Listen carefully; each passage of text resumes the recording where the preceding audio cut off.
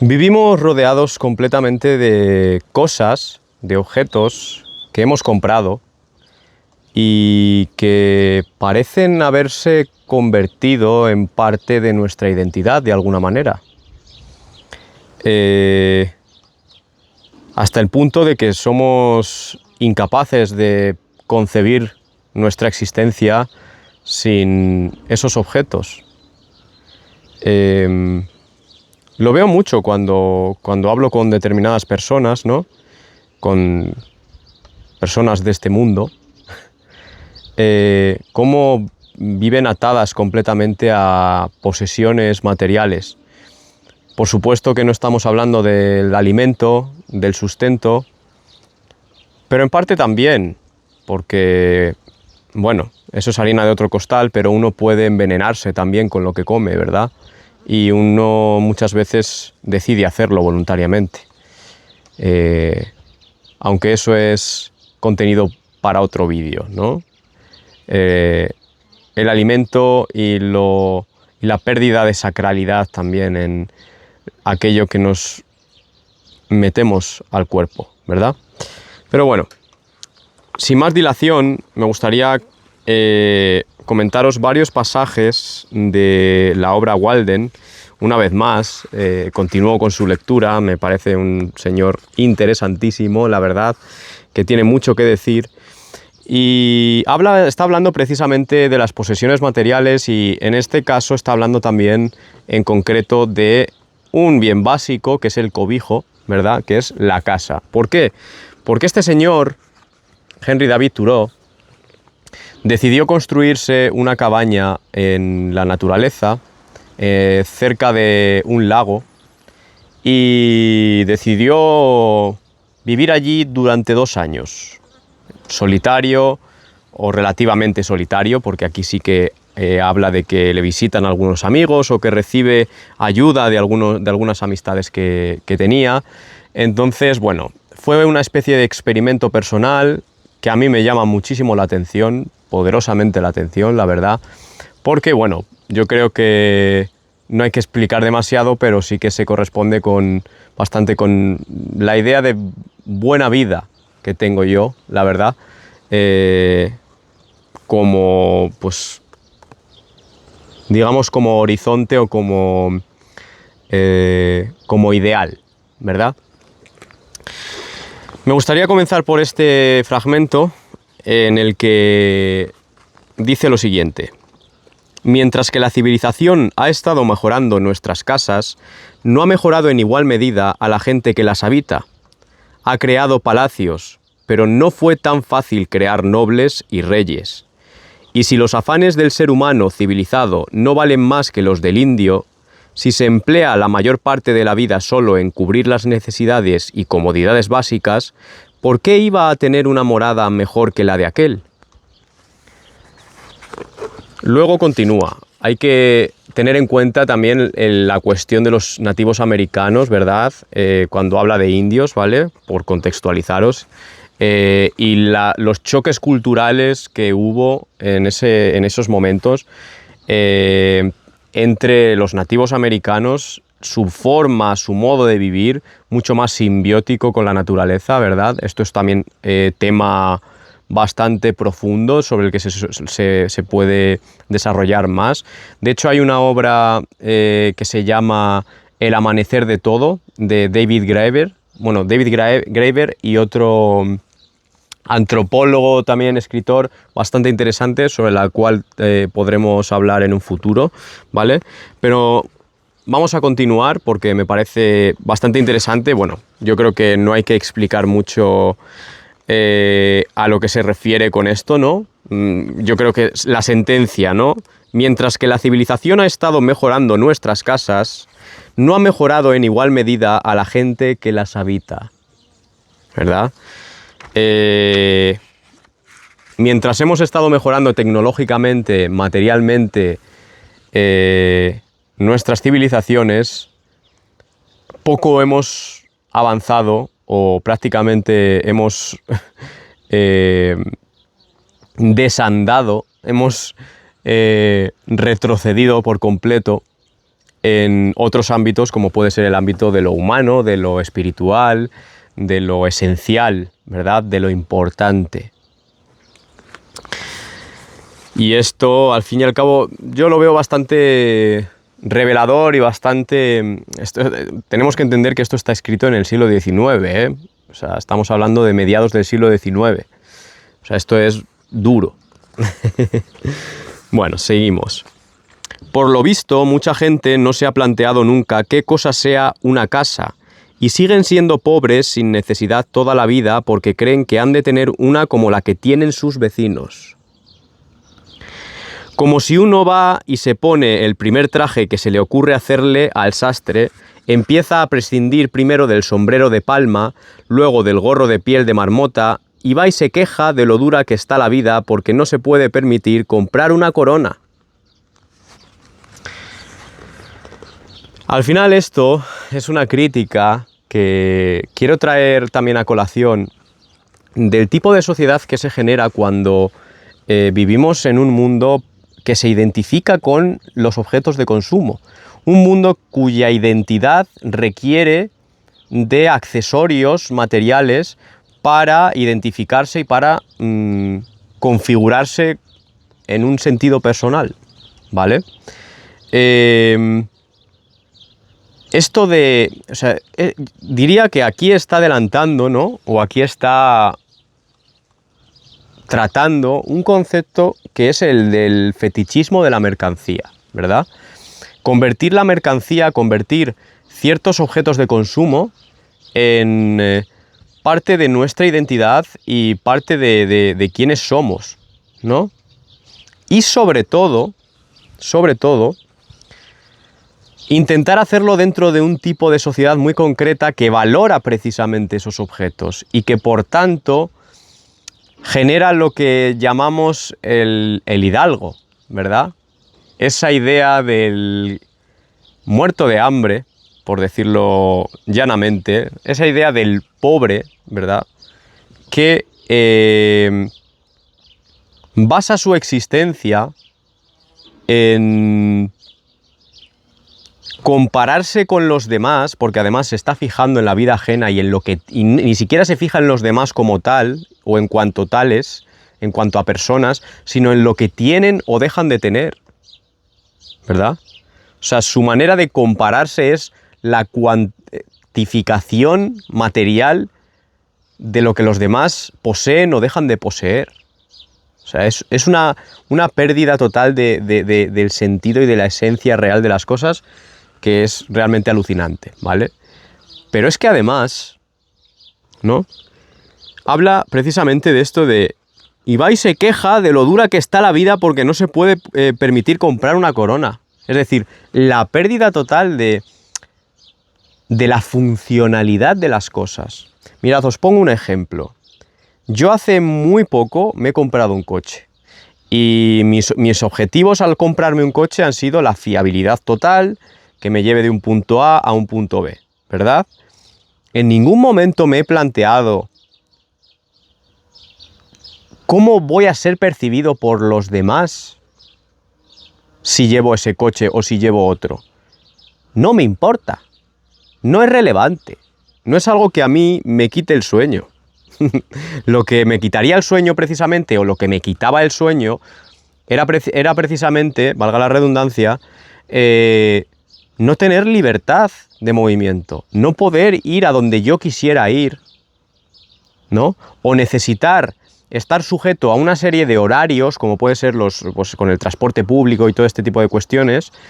Hay que también tener en cuenta que yo vivo en un pueblo y entonces los horarios son muchísimo más reducidos, ¿no? Pues el tener que estar obligado a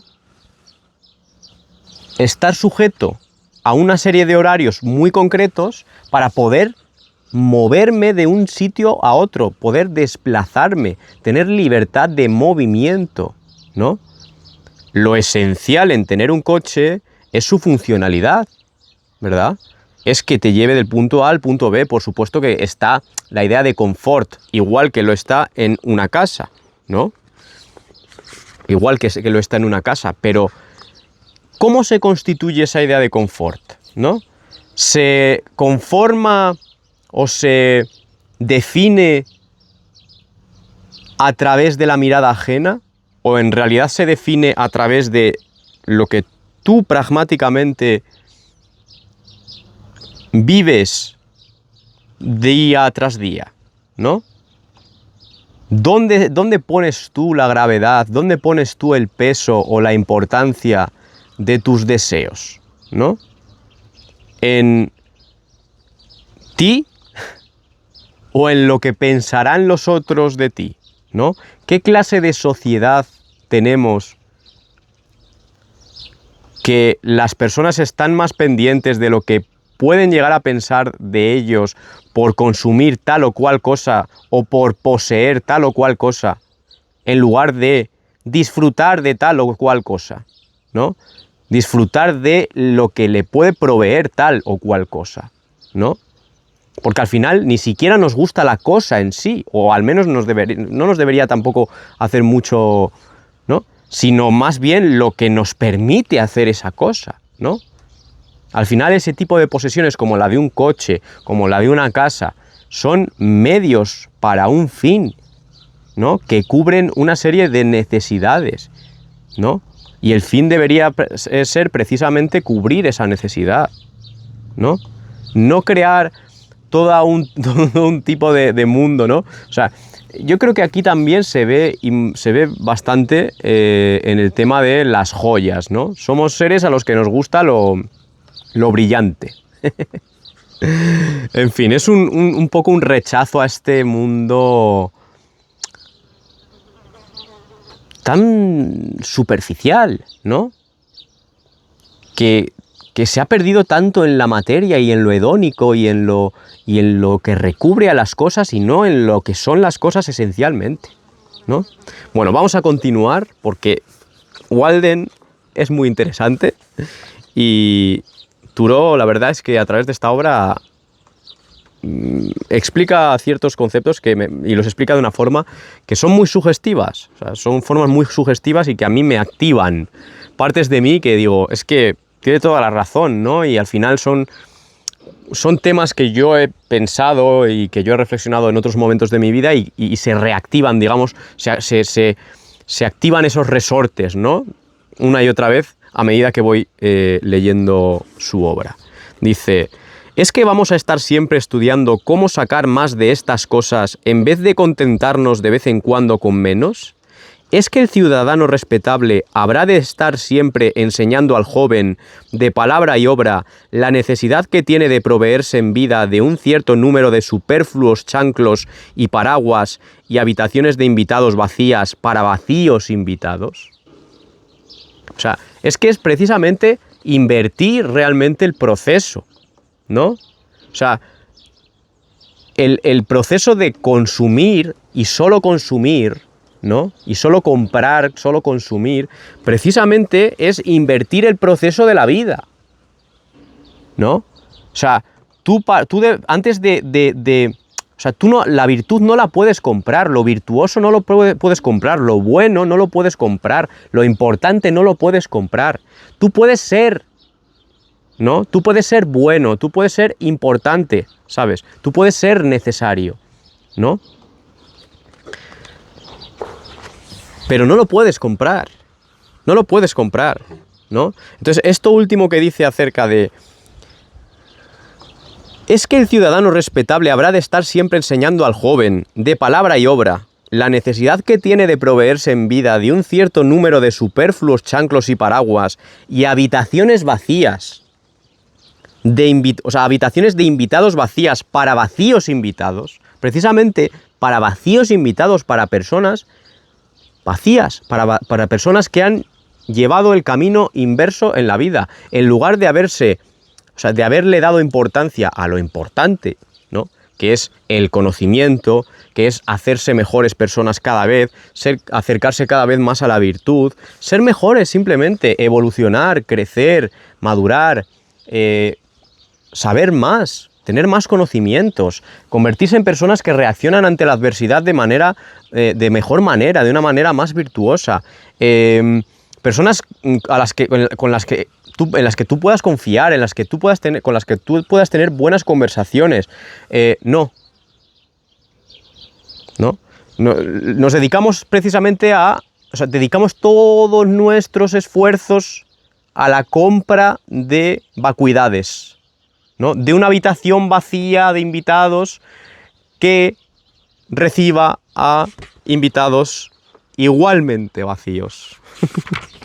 Es que es increíble. También, bueno, otro fragmento que dice: tenía 3 piedras calizas encima del escritorio, pero me aterró ver que habría de limpiarles el polvo todos los días, cuando tenía lleno de polvo todavía el mobiliario de la mente, así que las tiré por la ventana disgustado. Entonces, ¿cómo iba a tener una casa amueblada? Mejor sentarse al aire libre, que la hierba no acumula polvo, si no ha acabado mano humana la tierra. Son los entregados al lujo y a la disipación los que fijan las modas que el rebaño sigue obediente.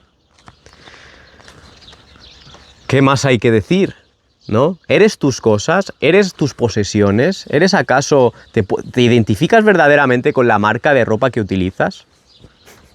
Es que se me ocurre... Yo cuando estuve en Ibiza me pasaba también que veía este tipo de personajes, ¿no? Que iban con ropa Balenciaga.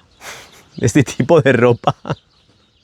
Estos objetos como exclusivos, ¿no? Que son un cacho de tela, ¿sabes? Encima con un mal gusto tremendo, ¿no? Un mal gusto, o sea, y una falta total de funcionalidad, ¿no? Es que nos hemos convertido... O sea, es que el lujo, precisamente, versa sobre comprar lo que no tiene funcionalidad real. ¿Sabes? Comprar precisamente aquello cuya funcionalidad reside en no ser funcional, pero tener un significado de, digamos, virtual signaling, ¿no? O sea, estás señalando que tú eres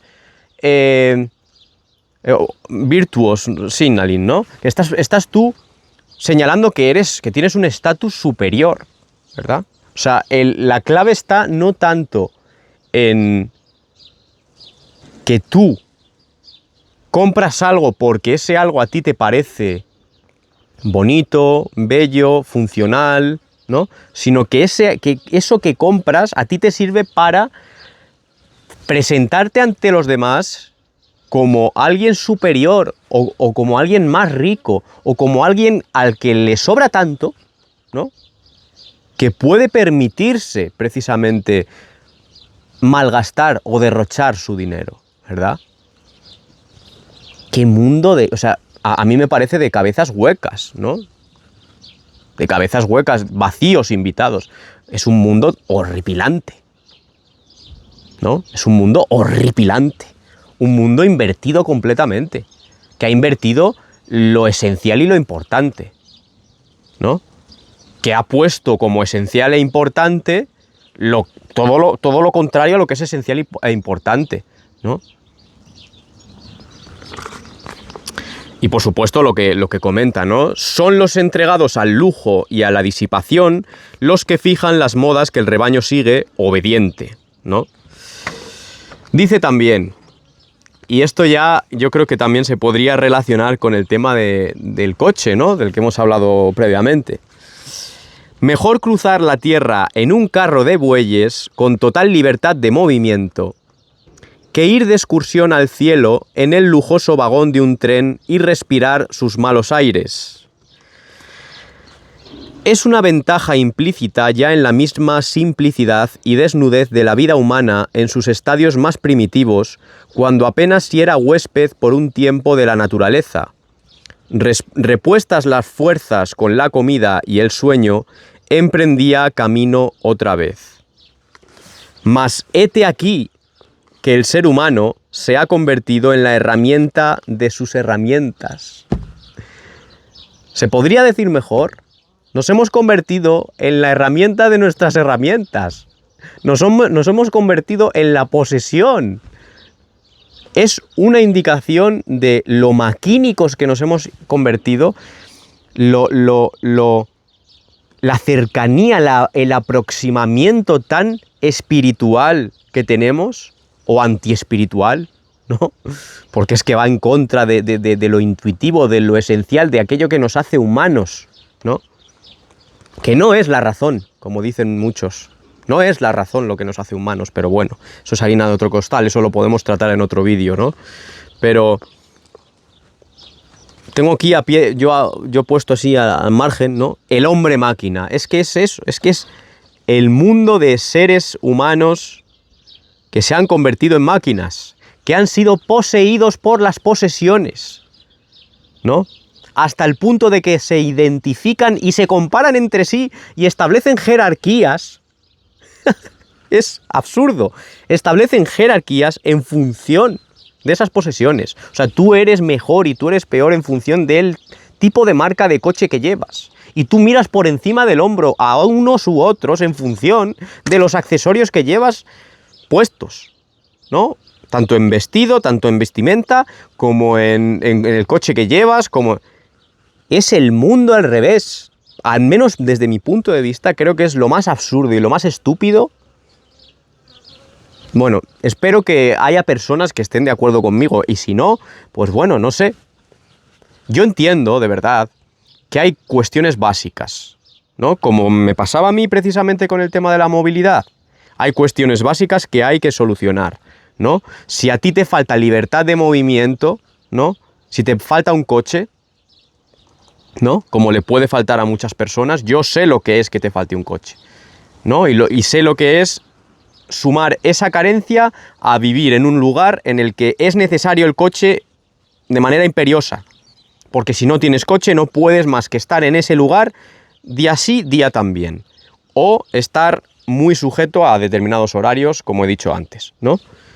Pero por favor, lo esencial ahí es mi libertad, ¿no? Lo esencial ahí no es el coche o sea, que yo me compre un Porsche o un Mercedes o que puedo hacerlo, que si lo quieres hacer, hazlo, ¿verdad? Pero es que a veces es incluso antiutilitario, antipragmático, ¿no? Es que en muchas ocasiones el lujo, es que esta clase de artilugios, ¿no? Es que son contrarios al pragmatismo. O sea, y lo único para lo que sirven, insisto, es para fardar ante los demás. O sea, estás comprando... O sea, imagínate vivir en un mundo en el que tu estatus depende de las cosas que tú tienes, en lugar de quién eres como persona, en lugar de el saber que tienes en tu haber, en tu fuero interno, ¿no? En lugar de lo buena persona que eres, en lugar de lo compasivo que eres, de lo generoso que eres, ¿no? De lo divertido que es hablar contigo, de lo interesante que eres.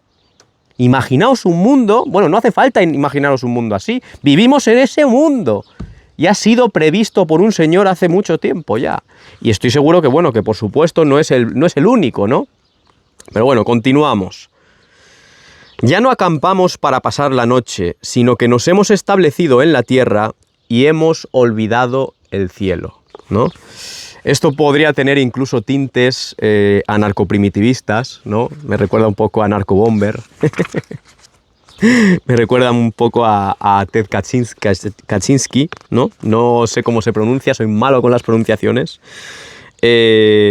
Pero bueno, también continuemos, porque me pongo vehemente y esto no puede ser. Continuemos leyendo. Antes de adornar la casa con cosas bonitas, hay que dejar las paredes desnudas, dejar desnuda nuestra vida y cimentar una bella labor de gobernanza y una bella forma de vivir. Y sabido es que el gusto por lo bello se cultiva sobre todo al aire libre, allí donde no hay casa ni gobernanta. Hace falta decir algo más, hace falta añadir algo más a esto que se ha dicho y a cómo se ha dicho. Porque yo creo que básicamente es como un pie de página o una añadidura de lo que ya hemos estado comentando, ¿verdad? Dicho con bellas palabras. Y bueno, vamos a pasar al siguiente fragmento, al de la página 90, que es justo por donde me voy, y ya pues terminamos el vídeo y ya pues, bueno, dejamos para otro momento la siguiente parte. No sé cuándo terminará la economía, no sé en qué, igual en otros puntos de la lectura se pone más poético o tal, pero bueno, en este caso la verdad a mí me está pareciendo fascinante, me está pareciendo increíble este libro y me gusta compartirlo con todos vosotros, ¿vale? ¿Quién sabe, quizá, si la gente levantara su morada con sus propias manos y se proveyera de comida para ellos y para sus familias de forma sencilla y honesta, desarrollaríamos todos universalmente la facultad poética, igual que universal es el canto de los pájaros cuando en esos menesteres se ocupan. Aquí está hablando de la casa, ¿no? De lo que hablábamos antes, del hogar, ¿no? Del cobijo, ¿verdad? Al final es una oda, ¿no? O una apología, precisamente, de la vida sencilla, de la vida humilde, ¿no? De un tipo de vida que no requiere de grandes lujos, ¿no? No estamos hablando de vivir como un pordiosero, pero sí estamos hablando de vivir, al menos, como una persona que ha entendido lo esencial y lo importante de la vida. Continuamos. ¿Cuál es la influencia de la arquitectura en la vida diaria de la mayor parte de la gente? Jamás en ninguno de mis paseos hallé a nadie ocupado en labor tan sencilla y natural como la construcción de su casa. Pertenecemos a la comunidad. El cuchillo de palo no está solo en casa del herrero, también en la del predicador, y en la del comerciante y en la del granjero. ¿Cuándo va a acabar esta división del trabajo? Y al final, ¿para qué sirve? Yo aquí no haría una lectura solamente, ¿no?, de una apología a ser polímata, que también, ¿no? Pero no haría una lectura a través de la cual se infiriese que se está despreciando la especialización del conocimiento, ¿no? Pero sí es cierto que al final se está poniendo de manifiesto, ¿no?, que las personas pierden. Yo creo que lo estamos percibiendo hoy todos los días, ¿no? Las personas pierden la capacidad de hacer incluso las cosas más básicas. Hola, abejón. Incluso de hacer las cuestiones más básicas, ¿no? Madre mía, míralo. Irrupción del abejorro. Me quería ayudar con el vídeo porque estaba viendo que me estaba trabando. Yo creo que ¿no os parece que estamos viviendo en un mundo en el cual la gente no sabe hacer ni siquiera lo básico, ¿no? O sea, es verdad que, o sea, no sabemos ni siquiera construir una casa, ¿no? No sabemos ni siquiera labrar un campo, ¿verdad? No sabemos plantar una semilla, ni ver crecer una serie de plantas, ¿no? Ni cultivar nuestro propio alimento. Es un tipo de sociedad en el cual hay una desconexión total y absoluta con la naturaleza, que es realmente la que nos provee de todo lo que nos sirve, ¿verdad? Esencialmente, de todo lo importante. Y no solamente eso, sino que es aquello que somos, ¿no? Me gustaría terminar así. ¿Qué os parece esta desconexión total con la naturaleza? ¿Hacia dónde estamos yendo? Insisto, la verdad que, bueno, subí hace nada un vídeo acerca del transhumanismo y el aceleracionismo y yo creo que esa es la dirección. habremos de resistir un poco, digo yo, a nuestra manera, a nuestra forma, ¿no? Como podamos. Un saludo y a seguir para adelante. Sigamos para adelante.